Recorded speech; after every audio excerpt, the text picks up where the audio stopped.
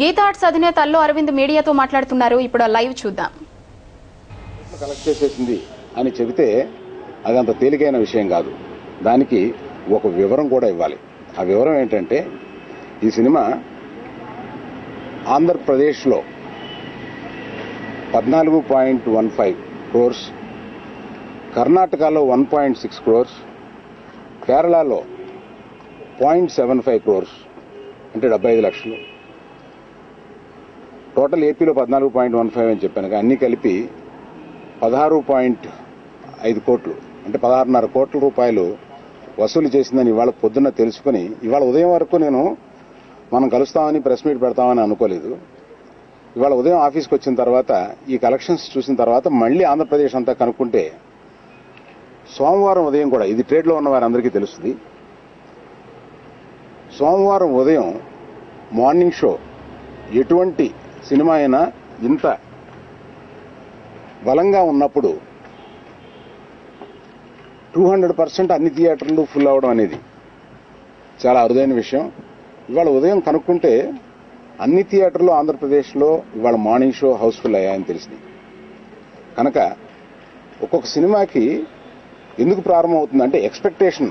బహుశా నేను ఈ సినిమాకి మగధీరాన ఎక్స్పెక్టేషనో లేకపోతే ఒక మైథలాజికల్ ఎక్స్పెక్టేషనో ఏదో ఇంకొక డిఫరెంట్ పబ్లిసిటీతో మేము ఇచ్చినందువల్ల ఒక డిఫరెంట్ ఎక్స్పెక్టేషన్స్తో వచ్చి ఆ ఎక్స్పెక్టేషన్స్తో సినిమా చూసినందువల్ల మొదటి రోజున విరుద్ధంగా కొంత డివైడెడ్గా అనుకున్నా కూడా ఇది రెండో రోజుకి మూడో రోజుకి దీని పరిస్థితి వివరం అర్థమయ్యి ఒక గొప్ప సినిమాని చూసినట్టుగా తండోపతండాలుగా వచ్చి ఈ సినిమాని చూడడం అనేది మమ్మల్ని చాలా సంతోషపెట్టింది. ఆ సంతోషకరమైన వార్త మిమ్మల్ని మీతో పంచుకోవడం కోసం ఇక్కడికి వచ్చాను. అదేమిటో కొన్ని కోఇన్సిడెన్స్ అనుకుంటామో, కొన్ని ఇలా జరుగుతాయనుకుంటామో తెలియదు. కానీ రాఘవేంద్రరావు గారు ఇతని మొట్టమొదటి సినిమా గంగోత్రి అని హిమాలయాల్లో ప్రారంభించారు. హిమాలయాలకి బన్నీకి విచిత్రమైన అనుభవం ఉంది. ఎందుకంటే అట్లా ప్రారంభించిన సినిమా మామూలుగా పూజ కూడా ఇక్కడ చేసుకుని నెమ్మదిగా మళ్ళీ హిమాలయాస్కి వెళ్ళి అక్కడ సినిమా తీస్తాం. కానీ హిమాలయాస్లోనే ఇతని బన్నీ యొక్క కెరీర్ పూజ ప్రారంభమైంది. గంగోత్రి తీయబడింది. రాఘవేంద్రరావు అత్యద్భుతంగా దాన్ని తీసి 100 రోజులు పైన ఆడిన చిత్రం. అతని సక్సెస్ఫుల్ కెరీర్ హిమాలయాలో ప్రారంభమై ఆ తర్వాత ఒక 45 రోజుల పాటు దేశముద్రు కూడా అక్కడ తీయబడింది. సో దేశముద్రు కూడా ఏంటి, నేను ఎప్పుడు వచ్చి హిమాలయాల్లో ఇలా రోజులు తరబడి ఉండిపోతూ ఉంటాను అని అనుకున్నాడు. అలాగే బద్రీనాథ్ అనే ఒక మహత్తర పుణ్యక్షేత్రం మీద ఈ సినిమా తీసేటప్పుడు దర్శకులు అడిగారు, అక్కడ ఈ సెట్స్ ఇవన్నీ ఇక్కడ వేసుకోవడం కన్నా కూడా మనం కష్టం నష్టం భరించి ఆ హిమాలయాల్లో ఈ సెట్స్ అన్ని వేస్తే వచ్చే ఫీల్ కానీ, వచ్చే పవిత్రమైన ఆ ఫీల్ తోటి తీయాలని అంటే అక్కడ ఉన్న జూనియర్ ఆర్టిస్ట్ని, అక్కడున్న అట్మాస్ఫియర్ని, అక్కడున్న అవన్నీ అట్లాగే ఉపయోగిస్తూ బద్రీనాథ్ పక్కనే ఒక సెట్ వేసుకుని ఇలా తీద్దాం ఆ గుడి చుట్టూ అని అనుకుని అక్కడికి వెళ్ళి తీశారు. ఇటువంటి మహత్తరమైన పుణ్యక్షేత్రం మీద ఈ కథ తీయడం అనేది మా అదృష్టం, మా బన్నీ అదృష్టం, మా దర్శకుడు అదృష్టం కింద ఫీల్ అవుతూ ఇటువంటి విశేషాలు కలిగిన ఈ సినిమాని ఎంతో మంది బద్రీనాథ్ వెళ్లాలనుకుంటారు కానీ వెళ్లలేరు. కానీ బద్రీనాథ్ ఎలా ఉంటుంది, బద్రీనాథ్లో దేవుడు ఎట్లా ఉంటాడు, బద్రీనాథ్లోని పుణ్యక్షేత్రంలోని మహిమలు ఎలా ఉంటాయి, ఇవన్నీ మహత్తరంగా చూపించిన ఈ సినిమా బద్రీనాథ్లో ఉండి చూసినట్టుగా ఆ కెమెరామెన్ వర్మ ఎంత అద్భుతంగా తీశాడంటే మనం నిజంగా అక్కడ ఉన్నట్టుగా ఉంటుందన్నమాట. సో ఆ దేవుణ్ణి దర్శించుకోలేని అనేక మంది ఈ సినిమా చూసి మేము బద్రీనాథ్ వెళ్ళినట్టుగా ఉందని చెబుతుంటే చాలా సంతోషంగా ఉంది.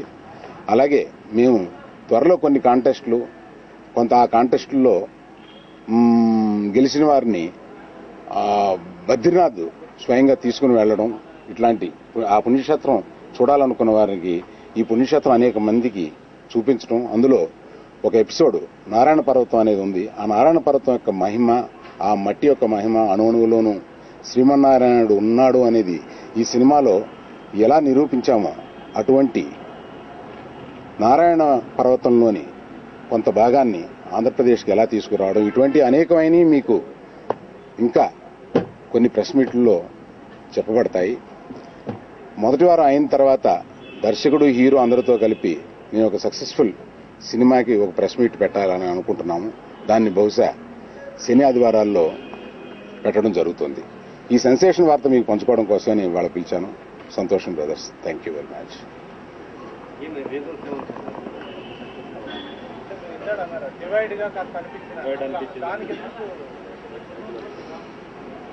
ఇదే బ్యానర్ మగధీర తీసింది.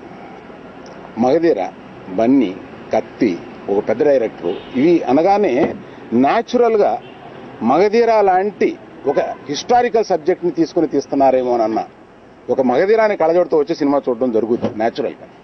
కానీ దాన్ని మేము రిలీజ్ కు ముందే 1-2 సార్లు ఇట్లా కాదు అని చెప్పినా కూడా ఆ ఎక్స్పెక్టేషన్స్ తో రావడం, అది కాదు అనుకున్న తర్వాత ఇది ఏమిటి అనేది జీర్ణం చేసుకోవడానికి ఒక రోజు పట్టుండొచ్చు అని అనుకుంటున్నాను నేను. సో అందువల్ల నేను అంత తేలిగ్గా నమ్మే మనిషిని కూడా కాదు, మీ అందరికీ తెలుసు. ఇవాళ ఉదయం అన్ని థియేటర్లకి కనుక్కుంటే, అన్ని ఆఫీసులకి కనుక్కుంటే, ప్రతి ఆఫీస్లోనూ ఇవాళ ఉదయం మార్నింగ్ షో చాలా ఎర్లీగా, అంటే 10ంటికి అనుకుంటే 9:30కి 9 గంటలకి ఫిలప్ అయిపోతుంటే, అందువల్ల నెమ్మదిగా ఆగి మేము 11-11:30 వరకు అన్ని కనుక్కున్నాం. అన్ని కనుక్కుంటే except very few in the city, మిగతా అన్ని చోట్ల హౌస్ఫుల్స్ వచ్చినాయి. సో దాంతో టోటల్ తీయండి అన్న. టోటల్ తీస్తే 16.5 crores. అంటే ఓవర్సీస్ అండ్ నార్త్ ఇండియా మాకు సంపాదించడానికి సౌకర్యం లేదు. అందువల్ల ruchulu.com, making of Andhra recipes, recipe videos in Telugu for all varieties of veg, non-veg, baking snacks and desserts. Please visit ruchulu.com.